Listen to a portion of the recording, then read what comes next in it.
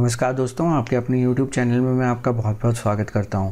दोस्तों, आज बुधवार है और जैसा कि आप जानते हैं कि हर बुधवार और शनिवार को Q&A सेशन होता है जिसमें मैं आपकी चुनिंदा क्वेरीज़ का जवाब देता हूं। तो आज भी मैं आपके लिए 7 ऐसी चुनिंदा क्वेरीज़ लेके आया हूं जिनका जवाब मुझे ऐसा लगता है कि सभी दर्शकों के लिए जानना बहुत ज़रूरी है।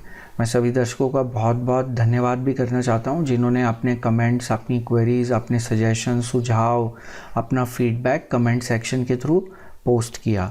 और मैं आपको यकीन दिलाना चाहता हूं कि मैं हर एक कमेंट को खुद बहुत ध्यान से पढ़ता हूं। तो मुझे उम्मीद है कि आज की ये जो 7 क्वेरीज़ हैं इनके जवाब आपको पसंद आएंगे। और आगे बढ़ने से पहले दोस्तों, मैं आपको एक चीज़ बताना चाहता हूं कि जो बदलाव है वो एक प्रकृति का नियम है।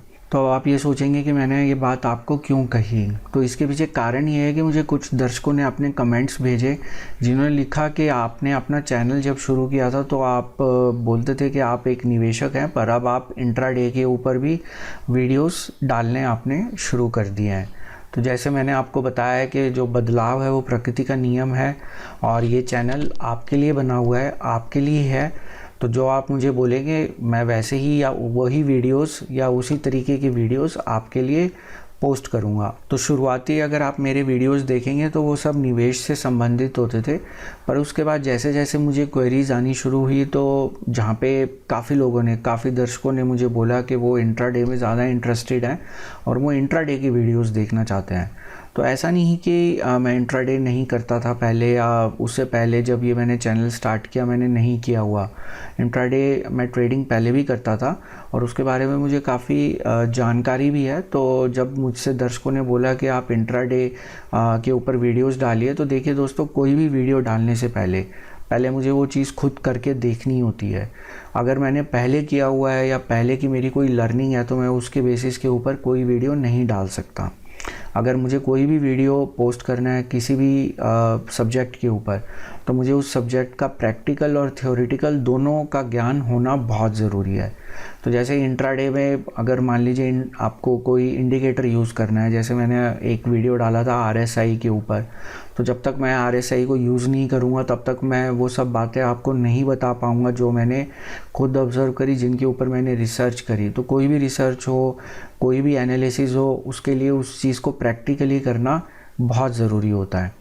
जो भी मुझे क्वेरीज़ मिलती हैं फ्यूचर एंड ऑप्शन के लिए, मैं उनको यही जवाब देता हूँ कि मैं फ्यूचर एंड ऑप्शंस में अभी ट्रेड नहीं करता, तो मैं आपकी क्वेरी का जवाब नहीं दे पाऊँगा।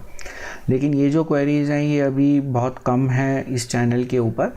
अगर कल को ये क्वेरीज़ बढ़ती हैं और ज़्यादा दर्शकों की रिक्वेस्ट आती हैं कि मैं फ्यूचर एंड ऑप्शंस के ऊपर भी वीडियोस डालूं, तो दोस्तों मैं बिना उसमें ट्रेड किए कोई वीडियो नहीं डाल सकता, क्योंकि अगर मुझे कुछ एनालिसिस करना है, कोई रिसर्च करनी है, तो मुझे वो करके देखना पड़ेगा। जब तक मैं करूँगा नहीं तब तक मुझे कोई प्रैक्टिकल एक्सपीरियंस नहीं होगा। तो यहाँ पे मैं आपको जो बात बताना चाह रहा हूँ वो ये बताना चाह रहा हूँ कि ये चैनल आपका है। आप जिस दिशा में इसको लेके जाएंगे मैं उस दिशा में चल पड़ूँगा। आप बोलेंगे कि नहीं हमें इस चैनल के ऊपर सिर्फ फंडामेंटल एनालिसिस देखना है, तो मैं सिर्फ फंडामेंटल एनालिसिस के ऊपर वीडियोस डालूंगा। आप बोलेंगे नहीं हमें फ्यूचर एंड ऑप्शंस पे ही देखने हैं, मैं फ्यूचर एंड ऑप्शंस पे वीडियोस पोस्ट करूंगा। आप बोलेंगे इंट्राडे तो इंट्राडे, आप बोलेंगे स्विंग ट्रेड तो स्विंग ट्रेड। तो दोस्तों, आप इस जो चैनल के ड्राइवर हैं, आप इस चैनल को चला रहे हैं, तो दोस्तों आप इस चैनल के पायलट हैं। आप इसको जिस दिशा में भी लेके जाएंगे मैं उस दिशा में चल पड़ूंगा, क्योंकि ये आपका चैनल है, आप हैं तो ये चैनल है। अगर आप नहीं देखेंगे इस चैनल को तो इस चैनल का कोई मतलब नहीं रह जाएगा। और जो ये वीडियोस मैं पोस्ट करता हूँ ये सब आपके लिए पोस्ट करता हूँ, उसके अंदर मेरा काफ़ी समय भी जाता है, लेकिन ये आपका प्यार है, आपके जो आशीर्वाद है, आपका जो कमेंट्स आप भेजते हैं, इनकरेजिंग कमेंट्स भेजते हैं, उससे मुझे मोटिवेशन मिलती है। तो आप इसी तरीके से अपने कमेंट्स करते रहिए और आप जैसा कहेंगे, जिस तरह कहेंगे ये चैनल उसी तरीके से चलेगा। यहाँ पे कहने का मतलब ये है कि जिस तरीके से मेजॉरिटी ऑफ व्यूअर्स कहेंगे, क्योंकि at the end of the day मैं वीडियो आपके लिए बना रहा हूँ, आपको देखने हैं।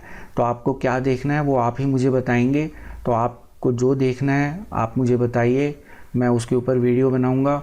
और इस बात से जो है जिन दर्शकों ने मुझे क्वेश्चंस भेजे थे या क्वेरीज़ भेजी थी कि आपने निवेश के तौर पे शुरू किया था ये चैनल, पर अब ये ज़्यादातर इंट्राडे पे वीडियोस आ रहे हैं, तो उस चीज़ का जवाब मुझे उम्मीद है कि मैंने आपको दे दिया है।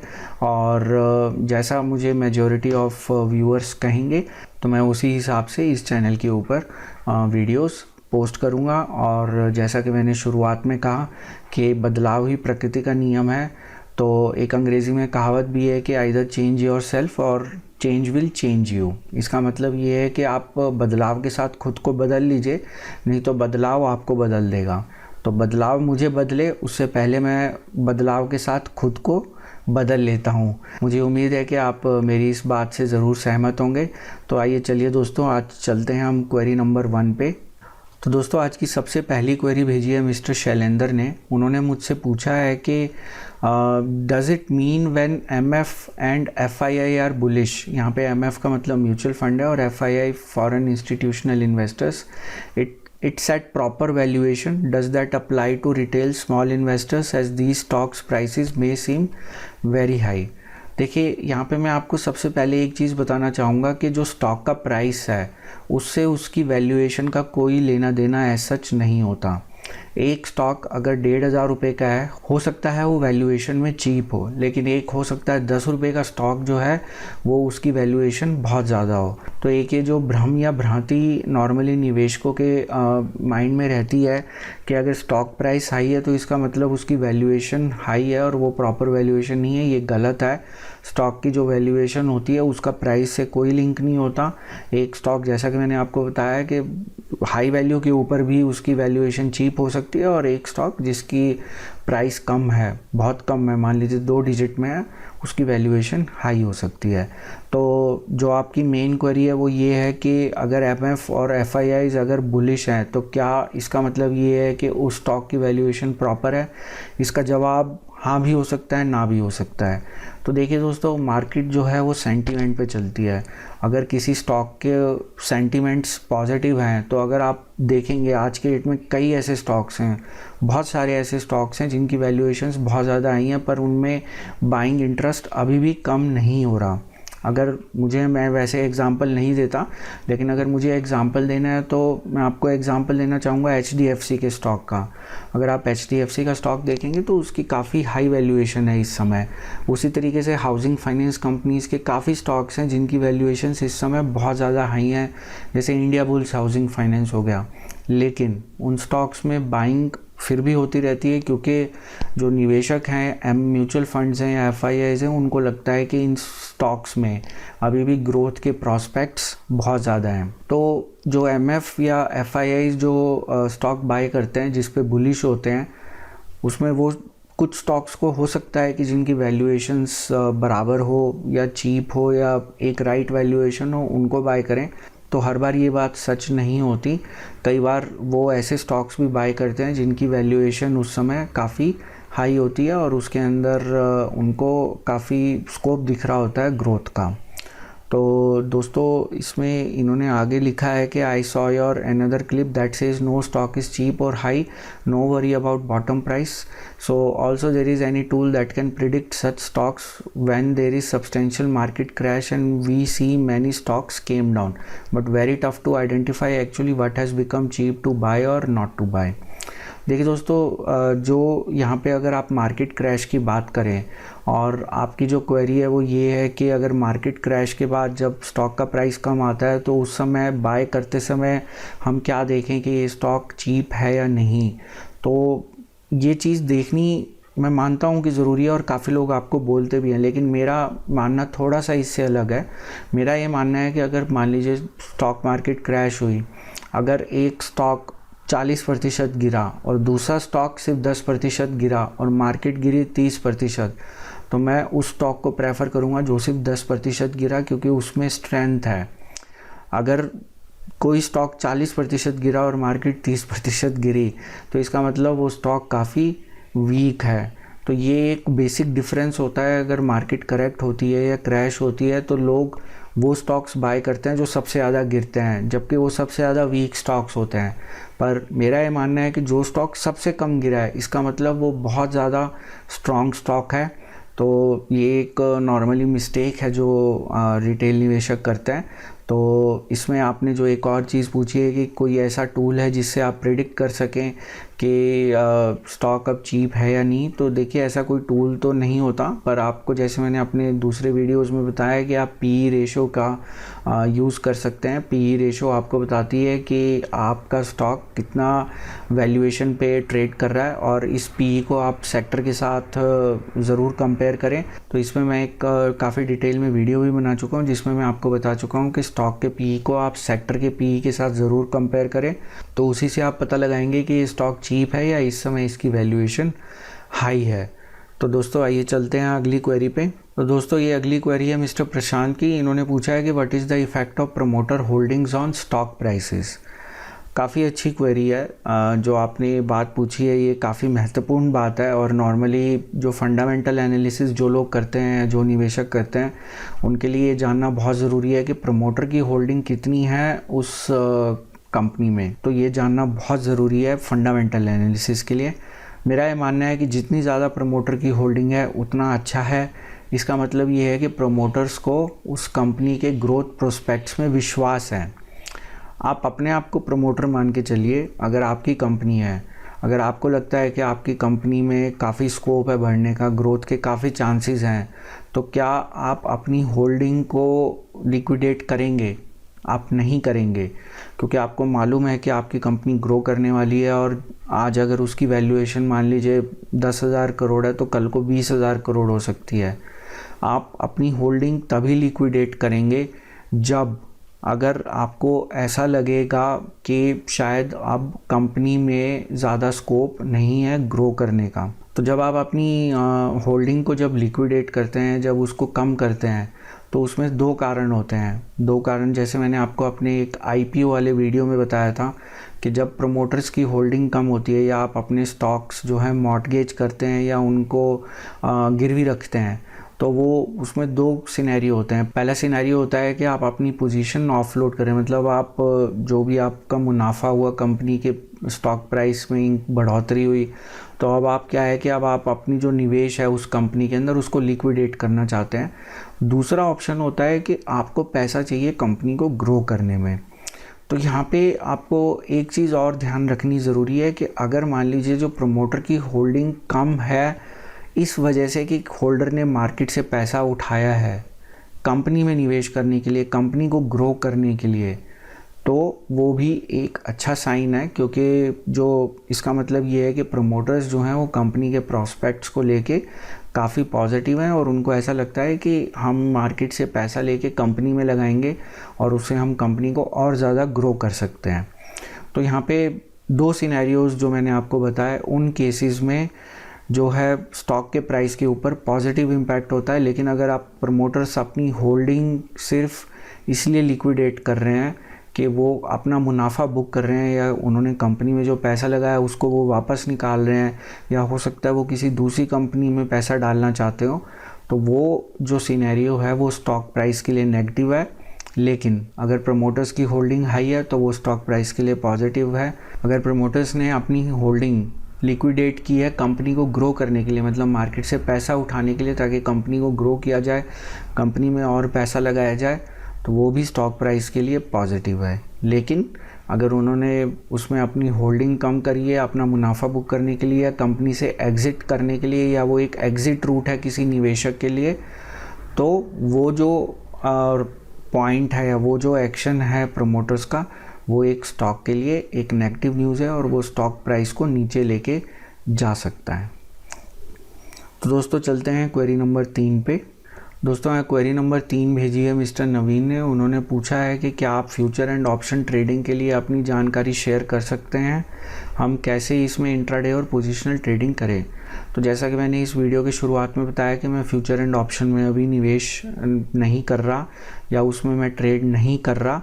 अगर मैंने कभी फ्यूचर में ऐसा डिसाइड किया तो मैं ज़रूर आपकी क्वेरीज़ का भी जवाब दूंगा, जो स्पेसिफिक क्वेरीज़ हैं फ्यूचर एंड ऑप्शन को लेके, या उसके ऊपर आपने जो वीडियोस की रिक्वेस्ट किया मैं वो भी पोस्ट करूंगा। लेकिन अगर मैं उसमें ट्रेड नहीं कर रहा तो उसमें मैं आपको वीडियो नहीं शेयर कर सकता। उसका मैंने कारण आपको इस वीडियो की शुरुआत में भी एक्सप्लेन किया है कि जब तक मुझे उसकी प्रैक्टिकल नॉलेज नहीं है, थ्योरेटिकल बेसिस के ऊपर मैं कई जगह जाके पढ़ के और उसके बारे में समझ के मैं आपको वीडियोस तो शेयर कर दूंगा, लेकिन जब तक मुझे उसकी प्रैक्टिकल नॉलेज नहीं है अब मैं उसके ऊपर कोई भी वीडियो नहीं शेयर करना चाहूँगा। और अगर मुझे इस तरह की और ज़्यादा क्वेरीज़ मिलती हैं आने वाले समय में, तो जैसा कि मैंने आपको बताया कि बदलाव ही प्रकृति का नियम है, मैं अपने आप को बदलूँगा और मैं फ्यूचर एंड ऑप्शन में ट्रेड करके मैं आपके साथ फ्यूचर एंड ऑप्शन के वीडियोज़ भी शेयर करूँगा। लेकिन अभी जो मेरी जानकारी है फ्यूचर एंड ऑप्शन को लेके, उसके ऊपर मैं ज़रूर आपसे आने वाले समय में कुछ वीडियो शेयर करूँगा, जो कि मेरे पास्ट एक्सपीरियंस है फ्यूचर एंड ऑप्शन की ट्रेडिंग का, उसको मैं आपके साथ ज़रूर वीडियो बना के आपको उसके बारे में जानकारी दूंगा। लेकिन स्टॉक मार्केट एक ऐसी चीज़ है, एक ऐसी जगह है जहाँ पे आपको हमेशा अप टू डेट रहना चाहिए नॉलेज के मामले में। तो हो सकता है कि जो 1.5-2 साल पहले मैं जब फ्यूचर एंड ऑप्शन में ट्रेडिंग करता था, वो सब जानकारी आज की डेट में रेलेवेंट ना हो या आपके ज़्यादा काम ना आए। लेकिन मैं कोशिश करूँगा कि जो भी फंडामेंटल्स या बेसिक्स मैंने उस समय सीखे थे और जिनके बारे में मैंने प्रैक्टिकल नॉलेज गेन करी थी, वो मैं आपके साथ वीडियो में शेयर करूँ। तो आइए दोस्तों चलते हैं क्वेरी नंबर 4 पे। दोस्तों एक क्वेरी नंबर 4 भेजी है मिस्टर सिद्धार्थ घोष ने। इन्होंने पूछा है कि can swing trading be done primarily on price movement of a particular share, technical analysis often looks very misleading. ये काफ़ी अच्छी क्वेरी है और इसका मैं जवाब आपको ये देना चाहूँगा कि आप वॉल्यूम के बेसिस के ऊपर या प्राइस मूवमेंट के बेसिस के ऊपर स्विंग ट्रेड ना करें तो बेहतर होगा। मैंने कल ही एक वीडियो पोस्ट किया है जिसमें मैंने बताया कि स्टॉक मार्केट में सबसे बड़ी गलती क्या होती है रिटेल निवेशकों की। उसमें मैंने आपको बताया है कि प्राइस या वॉल्यूम की बजाय अगर आप वैल्यू के ऊपर ध्यान दें, वैल्यू के ऊपर एनालिसिस करें, तो आप उस एनालिसिस को स्विंग ट्रेड में भी यूज़ कर सकते हैं। तो यहाँ पे आपकी जो क्वेरी है उसका जवाब है मेरे हिसाब से, मेरे पर्सनल ओपिनियन या मेरे एक्सपीरियंस के हिसाब से ना, आप प्राइस मूवमेंट के बेसिस के ऊपर स्विंग ट्रेड ना करें तो बेहतर होगा। हाँ, लेकिन अगर आप वैल्यू के बेसिस के ऊपर करना चाहते हैं तो आप उस ऑप्शन को एक्सप्लोर कर सकते हैं। आप स्टॉक की वैल्यू देखिए, ट्रेडेड वैल्यू देखिए, जैसा कि मैंने अपने कल की वीडियो में अच्छे से एक्सप्लेन किया है कि वो कैसे चेक करते हैं और उसका क्या कंक्लूजन होता है। उसके बेसिस के ऊपर अगर आप स्विंग ट्रेड करेंगे तो मुझे उम्मीद है कि आपको काफ़ी मुनाफा होगा। तो आइए दोस्तों चलते हैं अगली क्वेरी के ऊपर। तो दोस्तों यहाँ पे अगली क्वेरी भेजी है मिस्टर साहू ने और उन्होंने पूछा है कि according to your volatility video, should we do homework every day on different stocks or should we stick to 5 to 6 stocks particularly and watch them every day so that we will be more familiar about their movement? What do you say about it? तो दोस्तों ये जो query है ये एक बहुत अच्छी query है और ये जो डायलेमा होता है ये काफ़ी रिटेल निवेशकों का होता है कि अगर आप इंट्राडे के लिए स्टॉक सेलेक्ट कर रहे हैं तो उसके अंदर आप एक अपनी लिस्ट बना लें 5-6 स्टॉक की जिनकी मूवमेंट आपको समझ में आ रही है, या आप अलग अलग स्टॉक चयन करते रहें अपने क्राइटेरिया के ऊपर। तो दोस्तों यहाँ अगर मुझे इन दोनों चॉइसेस में से मुझे पर्सनली सेलेक्ट करना होगा तो मैं वो 5-6 स्टॉक्स के साथ ट्रेड करना बेहतर समझूंगा जिनकी प्राइस मूवमेंट मुझे समझ आ गई है। अब ऐसा मैं आपको क्यों कह रहा हूँ, ये मैंने आपको एक अपने दूसरे वीडियो में भी बताया था कि आपको स्टॉक प्राइस की मूवमेंट समझ में आनी चाहिए, जिसमें मैंने आपको पलट वाला एग्जांपल दिया था कि जब आपको लगे, जब आप बोलें या जब आपको ये समझ में आए कि अब ये स्टॉक अपने जो ट्रेंड है वो रिवर्स होने वाला है, अगर ऊपर जा रहा है तो नीचे जाएगा, नीचे जा रहा है तो ऊपर जाएगा, तो वो आपको तभी समझ आ सकता है कि जब आप उन स्टॉक्स को काफ़ी लंबे समय तक उनकी प्राइस मूवमेंट को ऑब्ज़र्व करेंगे। जब आप उस मूवमेंट को रोज़ ऑब्ज़र्व करेंगे काफ़ी दिनों तक, मे बी हफ्तों तक या महीनों तक, तो आपको बिल्कुल अच्छे से समझ आ जाएगा कि ये स्टॉक्स कैसे बिहेव करते हैं। मार्केट अप है तो ये कहाँ जाएंगे, अगर मार्केट डाउन है तो ये कहाँ जाएंगे, किस पॉइंट के ऊपर आके ये रिवर्स हो सकते हैं, या इनमें बाइंग पैटर्न क्या होता है, वॉल्यूम पैटर्न क्या होता है। तो वो सब चीज़ें आपको धीरे धीरे समझ आएंगी जब आप उनको डेली देखेंगे। तो यहाँ जो दो ऑप्शंस हैं, एक या तो अलग स्टॉक हर रोज़ चुना जाए या 5-6 स्टॉक्स को एक लिस्ट में बन रखा जाए और उनकी मूवमेंट को रोज़ ऑब्जर्व किया जाए। तो मैं यहाँ पे दूसरी ऑप्शन सेलेक्ट करूँगा। मैं 5-6 स्टॉक्स जिनकी प्राइस मूवमेंट को मैं समझूंगा और उस प्राइस मूवमेंट को समझने के बाद मैं उनमें ट्रेड करूँगा। तो आइए दोस्तों चलते हैं अगली क्वेरी के ऊपर, जो कि पूछी है मिस्टर सतीश ने। उन्होंने पूछा है कि high beta value stocks next दिन इंट्राडे के लिए चुनना सही है? अगर सही है तो हाई बीटा स्टॉक्स कैसे चुनें?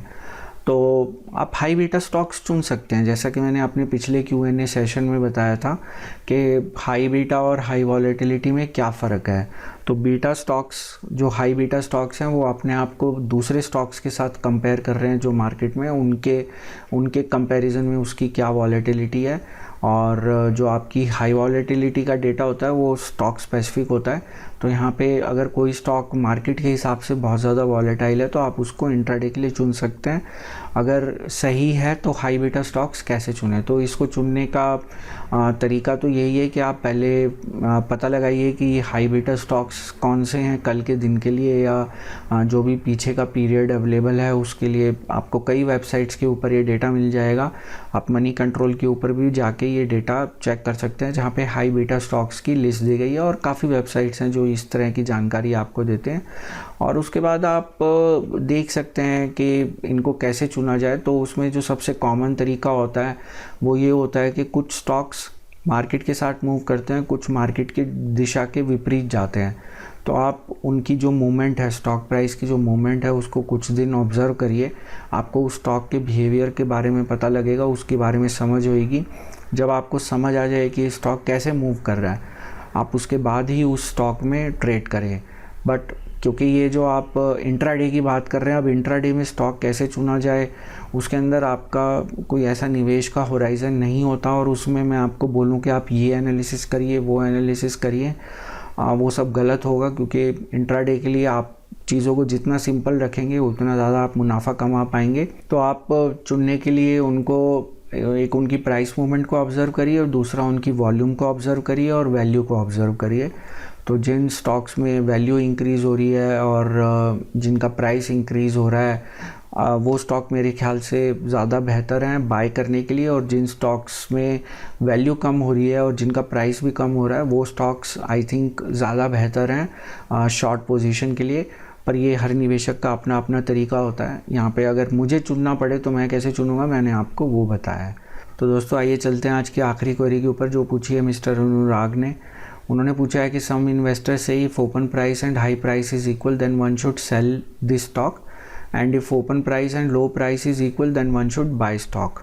Being beginner I am asking you at what extent this trick will work. देखिए, जो ये इस तरह की स्ट्रेटजीज़ होती हैं, या आप टिप्स कह लीजिए या ट्रिक्स कह लीजिए, इसको कुछ भी नाम दे सकते हैं, ये हर किसी का अपना अपना एक एक्सपीरियंस होता है। अब इसमें आप जिस लिस्ट में से स्टॉक सेलेक्ट करें ये उस पर भी डिपेंड करता है। अगर आप निफ्टी 50 की लिस्ट में से आप इस तरह के स्टॉक्स चूज़ कर रहे हैं तो आपके रिज़ल्ट्स अलग होंगे, निफ्टी 100 में अलग होंगे, नेक्स्ट 50 में अलग होंगे। आपके सेक्टर स्पेसिफिक अगर आप चुनते हैं तो वो अलग होंगे। आप FO stocks, future and options में जो ट्रेड होते हैं वो चुनेंगे तो उसमें रिज़ल्ट्स आपके अलग होंगे। लेकिन अगर इस स्ट्रैटेजी के बारे में मुझे कमेंट करना पड़े तो मैं आपको बोलूँगा कि ये काफ़ी अच्छी स्ट्रैटेजी है और मैंने भी इसका कई बार इस्तेमाल किया है और ये ज़्यादातर जो है ये काम आती है ये स्ट्रैटेजी।